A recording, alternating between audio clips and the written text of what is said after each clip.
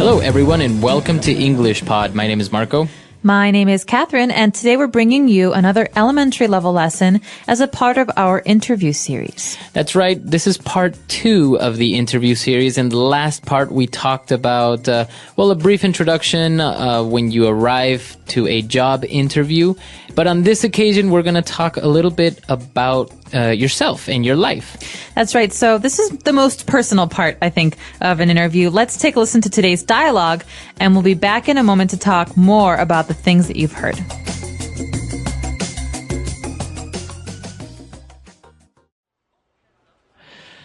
Now, Miss Childs passed on your resume to me, and I've had a chance to look it over. I must say, I'm quite impressed. Thank you very much. I've tried to keep it short and clear. If there are any questions, please feel free to ask me. Well, yes, I do have a number of questions, but perhaps first you could give me a brief overview. I'd like to get a little bit of an idea of your background. Yes, of course. Well, as you can see from the resume, I'm 27 and grew up in Brooklyn, New York, although our family moved to London when I was quite young, at around 16. Ah, I see. So you were actually educated in Europe? Yes, precisely. Although I was born in the US, I would definitely call London home. But as you see, I've actually spent a lot of my life moving from country to country. My father was in the oil business before he retired, so we also spent a number of years in Saudi Arabia too. Very interesting. So it seems you had quite an adventurous childhood. Absolutely. We were never still for too long, but now I'm really looking to settle down. I see. Okay, well, let's move on to discuss your education, shall we? Sure. All right, we're back. So obviously this person had a very interesting life, and they use some pretty interesting words there. So why don't we take a look at 5 key words that we have prepared for you on Language Takeaway. Language takeaway. All right, so the first word that we have is right when Mr. Parsons talked to Miss Childs, and he said that he was very impressed with her resume. All right, so someone says, I'm impressed when they think that something that you did or something about you is very interesting or good or better than most people's. That's right. So you're kind of amazed. You're kind of, you're like, wow, right? And so this is an adjective. I am impressed. That's right. So teachers sometimes say this. Maybe when you do really, really, really well on a test, they say, hey, Marco, I'm really impressed. You got 99%. Parents say this to friends, family. So basically, this is a way to say, good job. Wow. Right, and there's also a verb. So this is the adjective, to be impressed, and the verb form would be to impress someone. So that's obviously, if you impress your teacher by studying, your teacher will be impressed. That's right. And following that, Mr. Parson has some questions about Miss Child's background. That's right. He asked her for a brief overview of her background. So we have 2 interesting words there. An overview. What is an overview? An overview is like a summary. It's basically a way to ask for someone to give you a lot of information in very few words. That's right. So you don't really want too much details. You don't want somebody to tell you their life in detail. You just want a brief summary. Right. So not, I was born on August 11th in 1979 and I was, and then I went into this. No, this is basic, simple, this is where I'm from. This is where I went to school, the end. And, he wanted a brief overview of her background. What exactly is her background? Well, think about the word back. Okay. That means behind. Or in this case, background is your personal history. So you could ask someone, what's your background? It means, where are you from? Or, what have you been doing up to now in your life? That's right. And precisely when he asked her about her background, now she's starting to talk about her life. In general terms, as we said, it's an overview. So she said that she's 27 and she's from Brooklyn, etc. So she starts giving very general information about herself and her life. Exactly. So when she starts to do this, Mr. Parson has more specific questions about her life because he wants to know details. So he asks her then where she was educated. So this phrase, to be educated, is very important. That's right. So he's asking her, you studied in Europe. That's right. To be educated means to have someone teach you or to go to school somewhere. So, for example, I was educated in America. Where were you educated, Marco? I was educated in Chile. Wow. So you've been educated in a number of different places, right? At home and in a different country. Right. But you can also specify the university name, right? For example, I was educated at Harvard. Can you say that? You can. Or I was educated at a number of different schools. So you can say, I studied or I was educated. All right. And well, apparently she was moving around from Europe, United States. So Mr. Parsons says, wow, it seems that you had an adventurous childhood. Okay, this is a great adjective, adventurous. You can say a person is adventurous. So Marco is very adventurous. He likes to jump out of airplanes. But you can also say that an experience is adventurous, like moving around a lot as a child. Right. So I guess adventurous can go hand in hand with exciting or very interesting, full of emotion. That's right. Okay. Adventurous. So a person can be adventurous, and we actually had a lesson about this when we describe personalities. You can say someone is adventurous. Exactly. All right, very good. So 5 key words that we just took a look at. Why don't we go back, listen to the dialogue again, and we'll be back to talk a little bit more on Fluency Builder.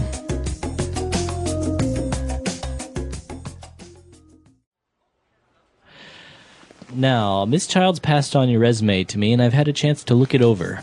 I must say, I'm quite impressed. Thank you very much. I've tried to keep it short and clear. If there are any questions, please feel free to ask me. Well, yes, I do have a number of questions, but perhaps first you could give me a brief overview. I'd like to get a little bit of an idea of your background. Yes, of course.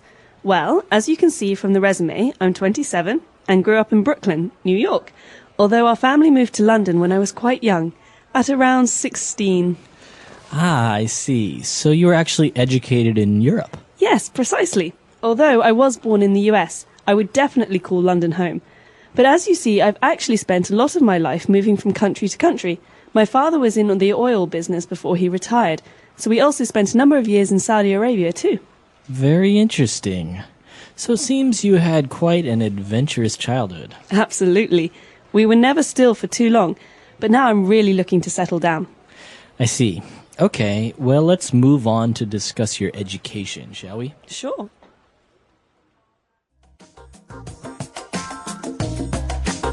All right, we're back. So we have 4 phrases for you on Fluency Builder prepared, and let's start on with the first one. Fluency Builder. Okay, so at the very beginning, Mr. Parsons is continuing what he was saying in our first part. So Mr. Parsons is talking about Rebecca's resume, and he says, the secretary, she passed it on to me. So this verb, to pass on, this is really important. What does this mean? Well, the secretary, Miss Childs, passed on Rebecca's resume. That basically means Miss Childs received it, and she didn't keep it. She passed it on, or she gave it to another person, in this case, Mr. Parsons. Okay, so this shows that something doesn't stay with one person, like you said, Marco, but it moves from one person to another person. So, for example, my mother told me to pass this message on to you. The message is not for me, it's for you.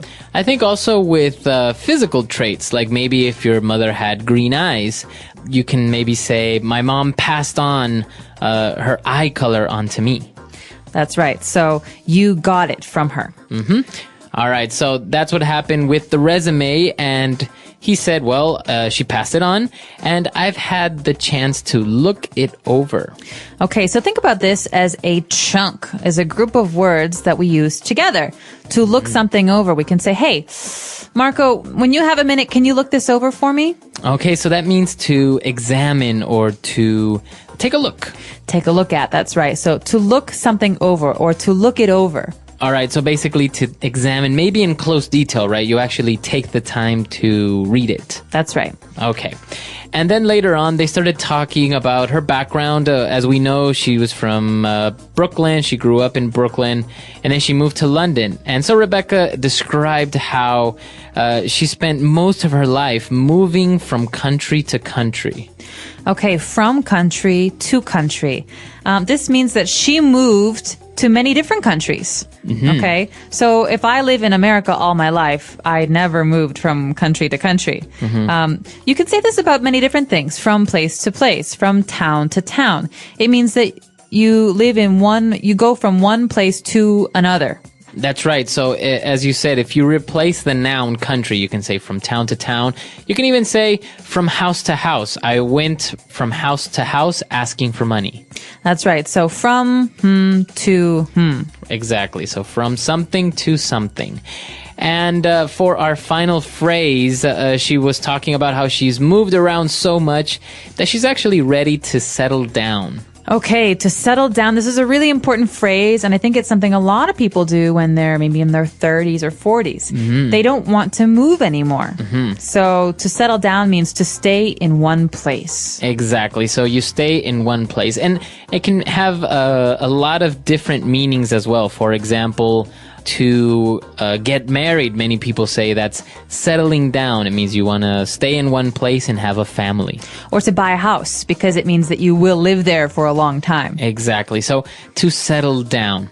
So a lot of interesting phrases there, a lot of words, and this is, as we said, part 2 of our series. So I think it would be worthy for us to listen to this dialogue one last time, and we'll be back to talk a little bit more.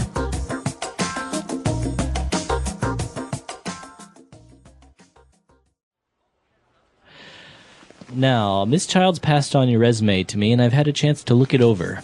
I must say, I'm quite impressed. Thank you very much. I've tried to keep it short and clear. If there are any questions, please feel free to ask me. Well, yes, I do have a number of questions, but perhaps first you could give me a brief overview. I'd like to get a little bit of an idea of your background. Yes, of course. Well, as you can see from the resume, I'm 27 and grew up in Brooklyn, New York, although our family moved to London when I was quite young, at around 16. Ah, I see. So you were actually educated in Europe? Yes, precisely. Although I was born in the US, I would definitely call London home. But as you see, I've actually spent a lot of my life moving from country to country. My father was in the oil business before he retired, so we also spent a number of years in Saudi Arabia too. Very interesting. So it seems you had quite an adventurous childhood. Absolutely. We were never still for too long, but now I'm really looking to settle down. I see. Okay, well, let's move on to discuss your education, shall we? Sure.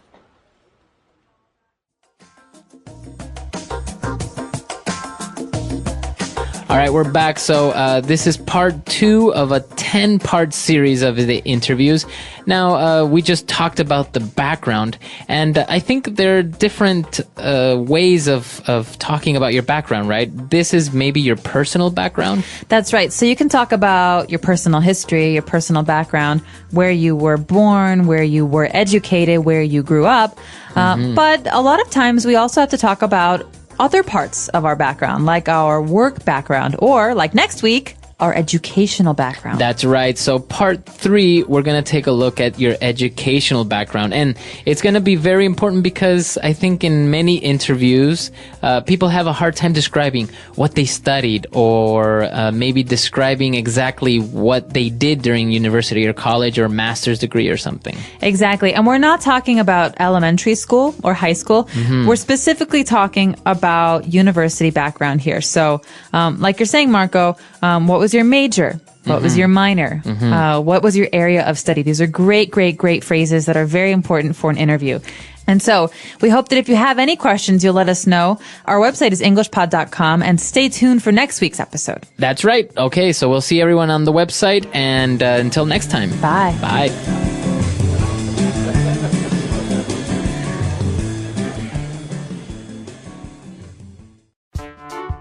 The English Pod Audio Review. Listen to the meaning, then say the vocabulary word. Cause someone to feel admiration. Impress. A general description. A brief overview. To calm down. Settle down. Hand in. Pass on. Feel relaxed. Feel free. Let's try that faster. Hand in. Pass on. A general description. A brief overview. Feel relaxed. Feel free. To calm down. Settle down. Cause someone to feel admiration. Impress. Now say the word and hear it in a sentence. A brief overview.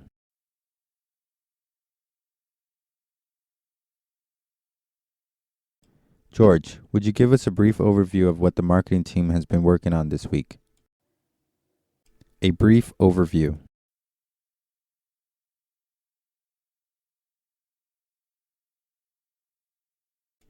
This guidebook doesn't have a lot of detailed information about Paris. It just provides a brief overview. A brief overview.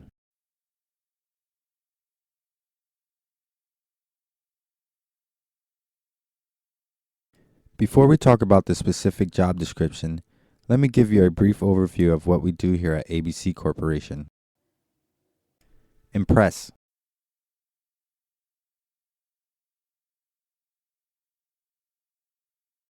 Well, Jeff, I'm really impressed with your photography skills.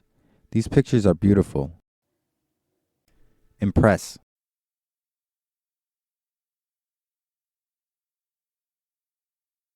On my first trip to Hong Kong, I was really impressed with the efficiency of the subway system. Impress.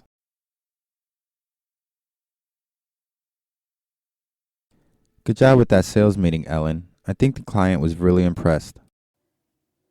Pass on.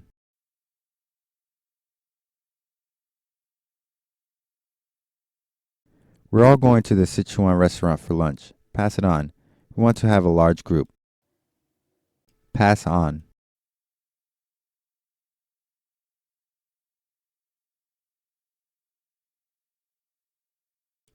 Linda, after you add the most recent QC figures to the report, please pass it on to Mr. Wang.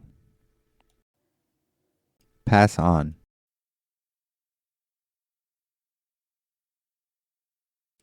Thanks for your feedback. I'll pass your suggestions on to the design team. Feel free. Excuse me, may I use your bathroom? Oh, please, feel free. Feel free. Welcome to our art gallery. Feel free to look around. Feel free.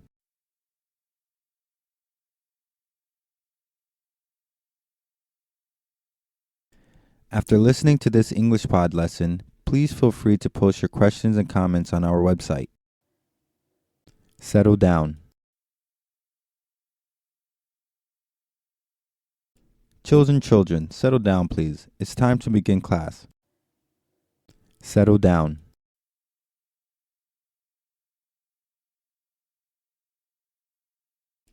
He was something of a playboy in the past, but now he's ready to get married and settle down. Settle down.